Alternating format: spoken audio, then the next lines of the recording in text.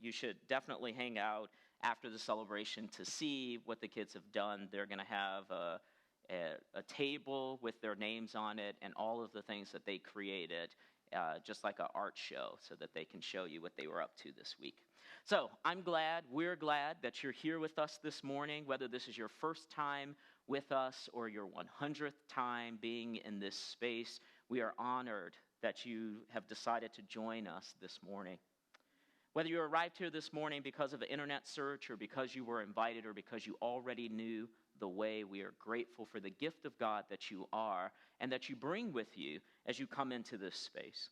We pray for you every week before the celebration, and our prayer this morning included these things, which is that we would hope that you would experience welcome, acceptance, a little space for peace and respite, and that you would have an encounter with the loving presence of the living God as you connect with us this morning. You know, we're finishing up our 4-week sermon series in the art of neighboring today. And we started this sermon series in Luke chapter 10, looking at the story of the expert in the law when he asks a question of Jesus, "Who is my neighbor?" In reply, Jesus tells him a story about a Samaritan who was a hated other at this time, who becomes a neighbor to a wounded man who falls into distress. In doing so, what Jesus does is he instructs us that our obligation is to love God with everything that we have, our mind, our body, our strength, and to love our neighbors as ourselves. And our love of neighbor has to start somewhere, doesn't it? And so I suggested that we begin to love our physical, literal neighbors. And so from here, I want to go to James, the brother of Jesus, because he shares something with us in James chapter 3, verses 13 through 18. We learn that what we need is wisdom from above as we make our way with loving our physical, literal neighbors. Now, when we look at the passage in James chapter 3, we have to remind ourselves of something. I made this joke last week, which is the people who put together the Bible canon, they actually had a fight about whether or not they would include the book of James in the Bible canon. And that's because James is so practical in his expression of faith that some people felt like, man, this is all about the works. It's not about the faith. But what James tells us is that we have to have one and the same. We have to have our faith inform and direct what we do. So the way that I think of it is James is the real deal. He wants, as the common vernacular says today, he wants receipts. If you think you're wise, James says, show me your receipts. Prove it. Show me. Show me your wisdom by showing me how you live. For James, it's not good enough to talk about our faith. He wants to see the proof in the pudding, which might be a more familiar one for those of you if you are familiar with the receipts one. So this morning, what I want to do is turn back to James because there were 3 more pieces of wisdom that I wanted to take a look at. The first one being mercy and the good fruit that gets produced when we allow wisdom from above to create mercy in our lives. I also want to look at the purity in heart that I see that wisdom can produce, as well as the transparency. So first, wisdom from above creates mercy and produces good fruit in our lives. When we operate in the wisdom that God gives us, we become merciful. Our posture towards the other is transformed and it's changed, especially as we begin to recognize that both we and our neighbor need mercy. This can produce good fruit in our lives, as well as in the lives of those around us. Fruit like humility, friendliness, kindness, contentedness, and space to see the other as someone who is just like us in need of mercy. Proverbs 17 verse 9 says, "For whoever fosters love covers over an offense, but whoever repeats the matter separates close friends. This echoes something that Peter says in 1 Peter chapter 4, verses 8 and 9. Above all, he says, love each other deeply because love covers a multitude of sins. Offer hospitality to one another without grumbling. James says, if I am wise, I won't emphasize the mistakes that you make. I won't criticize you or your suggestions. This is a recognition that we all sort of miss the mark and are in need of forgiveness and mercy. And so the wisdom from above also creates something that I think we all need, which is margin. Margin for us to see my need and for me to recognize your need as well. This week, as I was leaving my house to run an errand, I had about 30 minutes to get the errand done. And I had gotten out to my car, and I have an elderly neighbor whose husband just passed away. So she was moving a 60-pound television from her car to her front door. And I stood there for a moment, and I watched this scene unfold because I'm like, I should help her. But she's almost to her door, so am I really actually helping her at this point? And then she paused as if she heard me because the TV was overwhelming and she was about to drop it. So in that moment, I rush over to her and I grab the TV out and she's like, oh, I don't want to bother you. I'm sure you have things to do. And I'm like, well, yes, of course I have things to do, but you're about to fall over from this TV that you're having a problem with. So now we've gotten the TV successfully into the house, and she's apologizing profusely. I'm like, it's okay, it's fine. You know, I was here, I could help you, I'm glad I could help. And then she's like, well, I want to give the TV away. And I'm like, all right, great. But I want to make sure that it works. Good. She wanted to connect it to the cable, but the cable wasn't where we had put the TV. So now we have to move the TV again. And so now she's apologizing again because she doesn't want me to have to move the TV, but she needs to know if the TV works before she can give the TV away because she doesn't want to give away a broken TV. Do you see how this story is going? All right. And so we moved the TV into the kitchen, and now we have to take the TV apart, and hear this in the best possible light, like all of the mercy that you have for me, all of the goodwill that I've fostered from you, just lean all the way towards me as I say this, okay? So now she's explaining to me that if we disconnect the cable from the TV, it's going to break that TV, and then that TV won't work anymore. And I'm like, well, that's not how it works. But I don't want to have that argument with her, so I go, okay, let me just try it, and if it doesn't work, I'll fix it, okay? So then we disconnect the TV from the kitchen, the cable from the TV in the kitchen, then we connect it to this other one. It doesn't work. So now we have to figure out what's wrong. So this TV is like from the 70s, all right? And while I have a degree in computer science, I haven't seen a TV like this before in a long time. So now, you see where James is, right? James is like, I will not criticize your mistakes. I will not emphasize your arrogance. Okay, all right, here we go. So now we're like flipping switches, and there's this thing, it's a dial. And if you turn this dial, it will like straighten up the signal on the TV. And so then we figure it out and it works, and now she can give it to Purple Heart, right? Wisdom from above also creates purity in heart.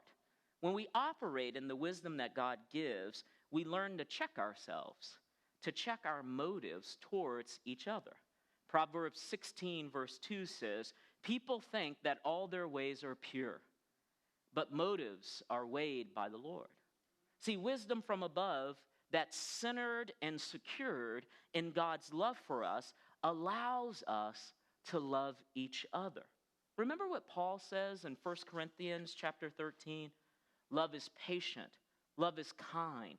It does not envy and it does not boast. It is not proud. It does not dishonor others. It is not self-seeking. It's not easily angered. It keeps no records of wrong. Love does not delight in evil, but it rejoices with the truth. It always protects. It always trusts. It always hopes. It always perseveres. Love, Paul tells us, never fails. See, love like this requires the embracing of the imperfections of ourselves as well as those around us. Love like this, it risks being disappointed and disappointing others. Its distinguishing mark is its willingness to repent and to accept the repentance of others. This is the submission that I think James is referring to in James chapter 3 when he speaks about what wisdom from above produces in us. It produces this kind of mutual submission one to another that's predicated on our love for one another. He invites us to do something profound. He says, if we can stop expecting perfection, we may be surprised by the beauty that we discover. We may find ourselves broken at the cross of Jesus together. So for me, I have this image issue. I want to project a certain image about myself pretty much all of the time. But I also like hosting parties.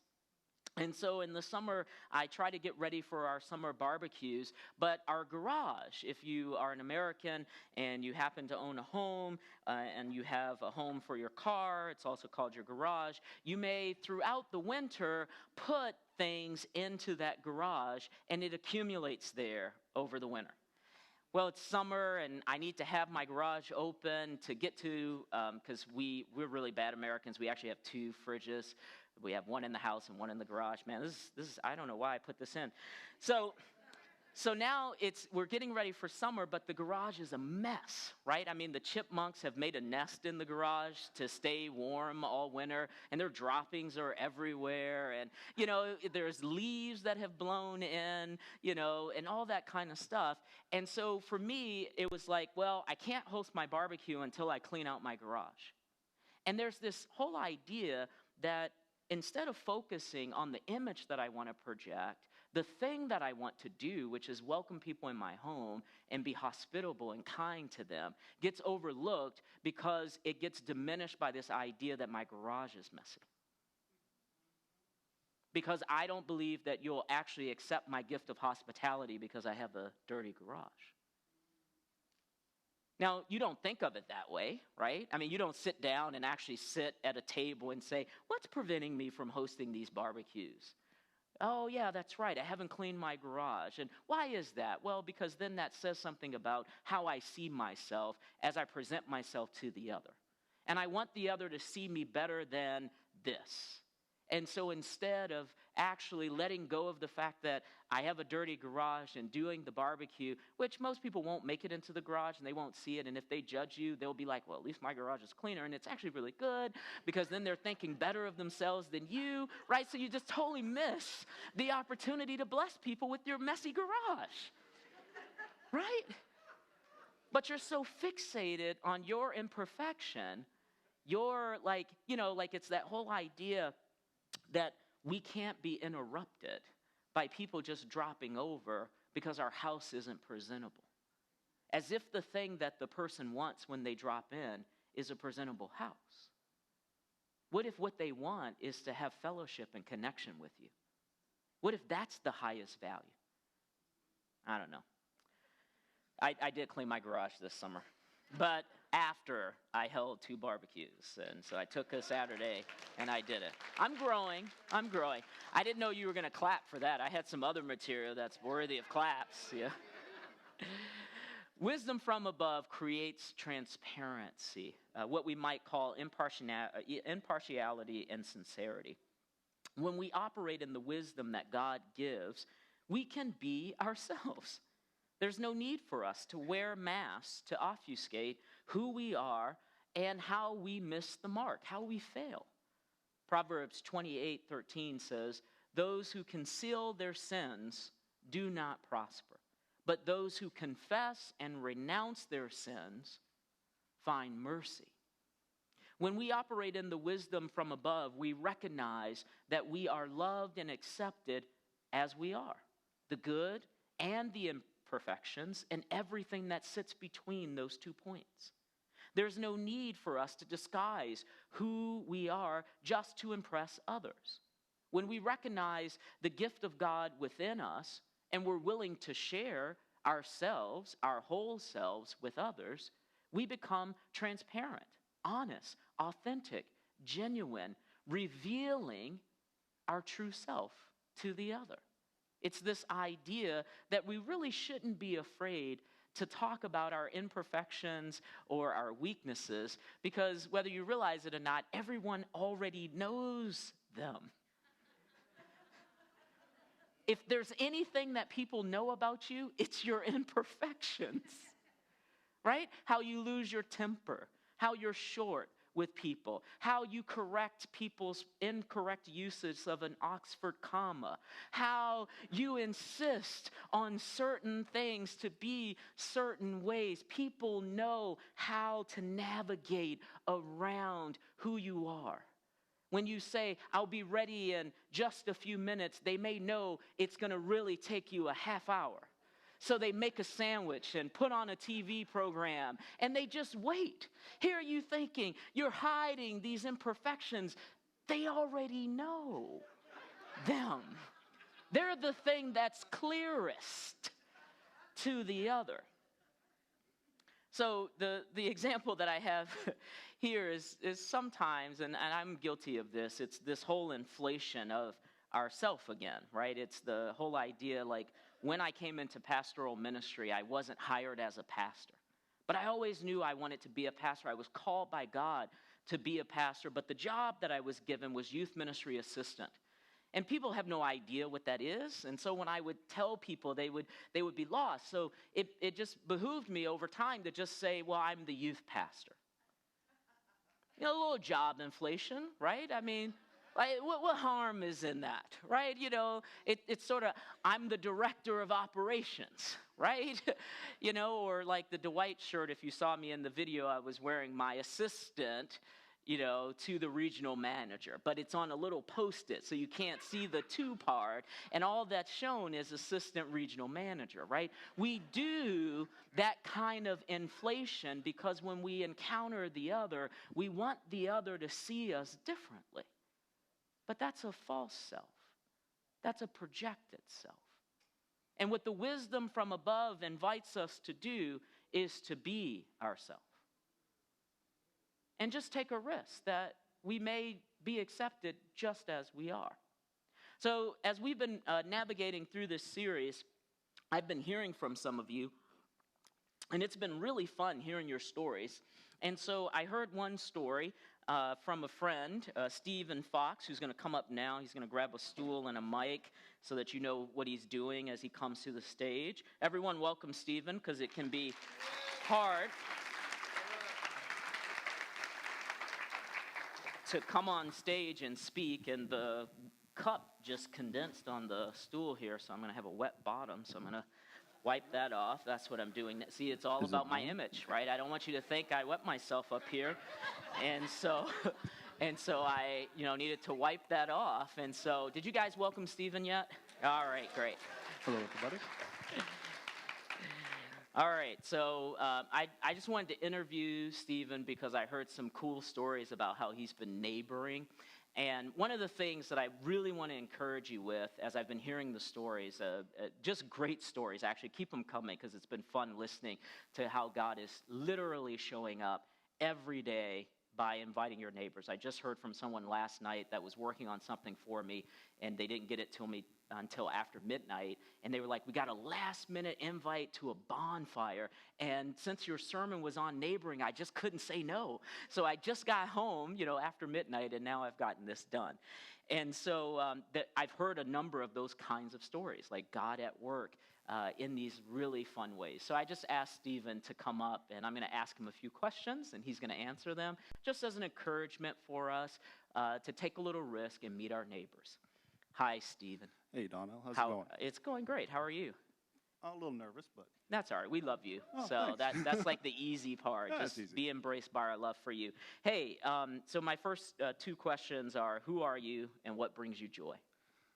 My name is Steve Fox, brother-in-law to Nigel Berry, and my sister is Tina. So my whole family's here. My family's over there. Wife works in the background for everything. And what on your chin. brings me joy is being outside and hanging out with my family. They're the two things that I enjoy doing most. So Good, thanks. So when you were growing up, did you live in a neighborhood where you knew your neighbors? Was that an easy thing? Yes, I did. My family grew up in western Pennsylvania, in the west side of Pittsburgh, and we lived in a neighborhood where I knew all my friends. My next door neighbor was my first grade teacher. Oh, So that could be awkward. yeah, I wasn't a very good kid in first grade. Before I was diagnosed with ADHD. So it was, a little problematic, but it got a lot better. Great. And across the street from us were a couple of neighbors that had a Doberman Pinscher, and I went over to play with their dogs. I've always been a fan of their dogs, so knew my neighbors growing up all along. Good. See, so for some of us, we live in like an environment where we may have grown up in families where the neighbors knew each other, and it was sort of effortless. You just saw your parents interact and flow in and out of each other's homes and lives. But as we've moved away from home and established ourselves in these new communities, for some of us, we never sat down with our parents and asked them, how did you meet your neighbors? And so for us, it can feel foreign, right? Because it's oh no, how do we actually get going with this, especially that neighbor? So I heard that you recently moved. Yes. Great. And did you have a plan for meeting your neighbors I had after no your move? active plan on meeting my neighbors. I've always known them, so I kind of figured that I would. But I had no real active strategy. I'm not the best at initiating conversations, so my idea was to just help out in whatever way. As I'm very handy, I'm good with my hands, so. Good. And so there's just not a sense that oh, I have to be a planner. I have to sit down, even though I gave you a map and told you to fill it out. That was just to help you. There's not an obligation for that, right? Because what we want is for you to be your authentic self, because your authentic self is the best gift that you have. So as you met your neighbors, what surprised you? They're extremely interesting backstories. Okay. The This is interesting. It's just unique stories. One neighbor has lived there for 57 years. He is retired pilot, firefighter, locksmith, security guard, who now does screen printing in his basement. So, I mean, who knew? Another neighbor in his pole barn above where he works on his cars, he's a semi-mechanic. He has an entire plane strapped up to the rafters, minus the wing. So there's an entire plane with an engine and cockpit, and there's a rope ladder up there, climbed up there and was playing in a plane in the roof of his attic in his pole barn. Who knew that my neighbor had a plane? And then one neighbor that lives right to the side of us lives with her ex-husband of 25 years. I'm sorry, I didn't hear you correctly. Okay, all right. Yep, I didn't misspeak. Rents Talk out a about room the love to her. of neighbor, right? I mean, there's some serious love of neighbor. Suzanne's oh, I don't know about that, Donnell. So they're That's interesting where I things. You're draw like, the line. okay. Sorry. So interesting stories. She's actually a breast cancer survivor, and on her last chemotherapy, she came home and fell down the stairs. Oh, no. And broke her arm and had to have 2 surgeries on to fix her arm. She still doesn't straighten her arm, so this is kind of a rough hand she's been dealt. So, just interesting stories going on with the neighbors around me and things you never even knew were going on behind the scenes. So. Yeah. So has any of your neighbors blessed you in any ways you'd like to share with us? Absolutely. The gentleman that lives across the street, that lived there for 57 years, he had a stroke a couple of years ago, and he doesn't have good use of his legs anymore. He's always been an independent guy. And he needed help moving a heavy wooden workbench on top of his 2 filing cabinets because he just built a new garage. So he came over and asked me for help. Of course, I said I'd go over there. It took 3 minutes to put the countertop on. An hour and a half later, after an hour and a half of talking, I was mentioning that I was working on my grandfather's truck and was about to buy a acetylene torch. If anybody's familiar with that and working on old cars, the only way to get some of the rusted bolts off is by getting it nice and hot. And I was saying I was going to buy this, and he says, well, I bought one right before my stroke, and I've never used it. You can just take it. and it was a better setup than I would have ever gotten. And so just take it. And I was like, well, I can pay you for it. No, just if I need it, you'll have us set it up, and I'll come get it. Awesome. That was really cool. It's something I was learning that day. I had just looked up at work, started pricing out acetylene torches, and my neighbor had one in his garage that he hadn't used, his brand new setup, and said, just take it. Are you sure? Yeah. Absolutely. So That's awesome. Isn't that a great story? And just for answering that very simple, 3 minutes of moving the table in the an filing hour and cabinet. a half of talking. Yes. But then that's when you were able to share Yeah, and listen. And part of why I wanted, that was the part of the story that I heard. And so then I was like, oh, that's a cool story. Let's make sure we share that with the congregation, because there are often these surprises that we discover when we connect with our neighbors. But we have to get over the barrier that's in front of us of how do I approach, how do I connect with my neighbor? So my last question is, do you have any suggestions for us for meeting our physical, literal neighbors? well, as I said, I'm not really the best at initiating conversations. It's never been a strong suit of mine, but I do like doing things for other people. So how I met the neighbor with cancer and her husband, or ex-husband, that lives with her was, I noticed that their yard grass was tall. So I was mowing our front yard and just decided to continue on into their yard and mow their front yards. And it kind of ended up being that they noticed that this stranger neighbor was mowing their yard. So they came out and talked to you, and they kind of felt obligated to, and it worked all right. So just be helpful, and you don't have to go up and make conversations. Just be helpful and be there for them. Great. Thanks, Stephen. Appreciate it. Yay.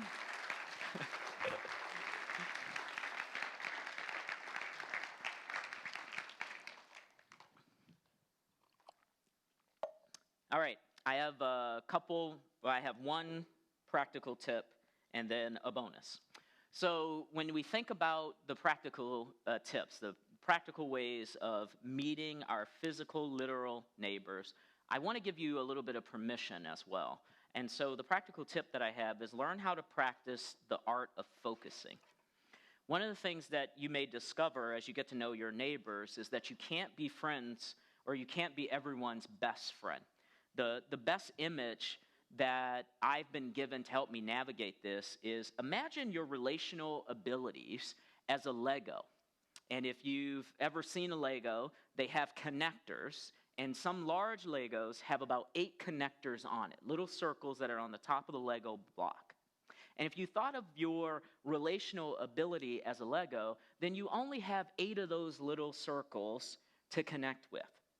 And there are times in your life where your entire Lego block, your entire relational capacity is already taken up, where you just don't have the emotional or relational ability to take on a new relationship. And so I just want to give you just freedom to acknowledge that you may be in that season. You may be in a season where you can't take on another relational connection, that it would actually topple your Lego, which is not what we want. But there are those of us, so if that's you, just ignore what I'm going to say now, okay? You get to go, la, la, la, la, la. Camp Create has some treats for us. All right, great. That's what's coming. No, they do. I saw them make it. So I want to give you permission to just check out. I also want to give you permission to ignore any guilt of trying to meet and know all of your neighbors. I don't know that would be, I don't think that that's a spirit that comes from the Lord, right? And so if you're experiencing guilt around it or shame, those are not fruits of the Spirit. In the list of fruits of the Spirit, it's not guilt and shame, okay? You can go check it. Just Google it. Give you the whole list and the reference where it is in Scripture. No guilt, no shame. There isn't a quota. Right? I'm not going to call you this week and ask if you have checked in with your neighbors, though if you like, I'd be happy to. Be friendly with everyone. Be close and try to develop a relationship as you can with a few. the people that you should target, so you may say, well, who do I target then? Let's say I have one connector, Donnell. Who do I connect with? Well, the scripture talks about people that we will encounter in our lives as people of peace. When Jesus sent out the 72 disciples to evangelize the surrounding communities outside of Galilee, Samaria, and then the community around it, he told the disciples, when you enter a new town, find the person of peace. Now you may say, well, good gracious, who's the person of peace in my neighborhood? For some of us, that'll be an easy person to connect with. They're the person who, like when we moved in, drove right up to our house and said, hi, welcome to the neighborhood. We're glad you bought the house. And we're like, you must have been paying attention to the house. And so then we got to know that person and they introduced us, right? It might be the kind of person who notices that a neighbor's yard is overgrown and mows the lawn. You might find that person being the person of peace. It might be the person, I see these people all the time, they wear their big gardener hats and they go out and they plant flowers in the easement in your neighborhoods. Those people often are people of peace because they know everyone in the neighborhood and they love the neighborhood so much that they're planting extra flowers because they don't have enough space in their yard to do it. And they just love to serve in that way, right?